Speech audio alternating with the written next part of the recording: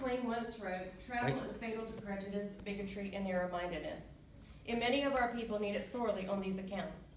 Broad, wholesome, charitable views of men and things cannot be acquired by vegetating in one little corner of the earth all of one's lifetime. This is from a book titled The Innocents Abroad, Roughing It. Travel increases our knowledge and broadens our perspective on life in the world we live in. It allows us to experience new cultures and witness ways of living that we've never imagined before. I grew up in a small town in northern Maryland and thought I was the luckiest girl in the world to have been born there. It was just 3 hours by car to the beach in one direction and 3 hours to the mountains in the other. No place else on earth could you experience the deliciousness of steamed blue crabs or oysters fresh from the Chesapeake Bay, or ponies wandering along the beach just steps from your beach towel. Snow skiing in the winter and hiking in the summer, what more could you ask for?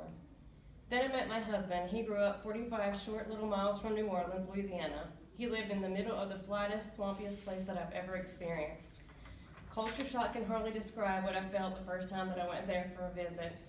I realized that I might actually have to live there. Culture is the beliefs, customs, and traditions of a group of people and is reflected in every aspect of their daily lives. It is part of their daily meal preparation, their worship, their language, and their art. By interacting with people from other cultures, we can learn and grow in our own lives, both spiritually and mentally, as suggested by Lonely Planet. It shows us that our lives are not set in stone, that we are capable of change and able to adapt in our world to benefit our lives for the better. Experiencing other cultures also affects us in quite the opposite direction by strengthening our own beliefs and values and giving us a greater appreciation for our homes and our daily routines. After living in South Louisiana for 15 years, I've come to appreciate the diverse area that my husband grew up in. The people there are so vibrant and colorful, especially to a young, naive girl from Baltimore. The food there is like nowhere else that I've ever traveled, and the art and history of the area is just amazing. There are so many different cultures to experience in that one small area that you could spend years getting to know them. Everything from Cajuns and their Zydeco music to the Creoles and their delicious cuisine. The problem with learning another culture so deeply is that it's never enough. You always want to learn more. What other customs do they have? What other foods do they eat? If this place is so unique and amazing, what would it be like to travel somewhere else? What could I experience along the way? How will it change me? Suddenly you have the start of wanderlust. According to an article published by the Atlantic Daily, a group of psychologists and neuroscientists have found that immersing yourself in another culture for a period of time can potentially cause real changes for us mentally. Our neural pathways are influenced by our environment and our habits.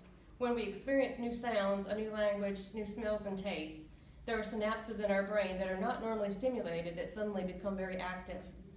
They found real changes in our cognitive flexibility and our depth of thought, both of which are key components of creativity. So essentially, fully experiencing other cultures can actually make you become more creative. This may explain why for centuries artists and writers have traveled the world over to paint or find inspiration for their next novel. Francisco de Goya's renowned painting, La Aguadora, is now believed to have been painted around 1808 when Goya traveled from France to Spain to gather information about the Spanish resistance from the French invasion. Ernest Hemingway, an American novelist, wrote a farewell to arms after his time serving in the military in Italy during World War II. And he also wrote For Whom the Bell Tolls, based on his experiences during the Spanish Civil War. The same group of researchers that have linked travel to creativity also discovered that immersing yourself in another culture also allows you to better engage with people from other cultural backgrounds. It brings you out of your social comfort zone and instills a level of trust and faith in humanity that you didn't have before. It allows you to see that someone can live a different sort of life than what you're used to and still have a happy life. It breaks down barriers and allows us to meet people from all walks of life. Since meeting my husband, I've been able to travel to many places that I never would have even imagined coming from that small town back in Maryland.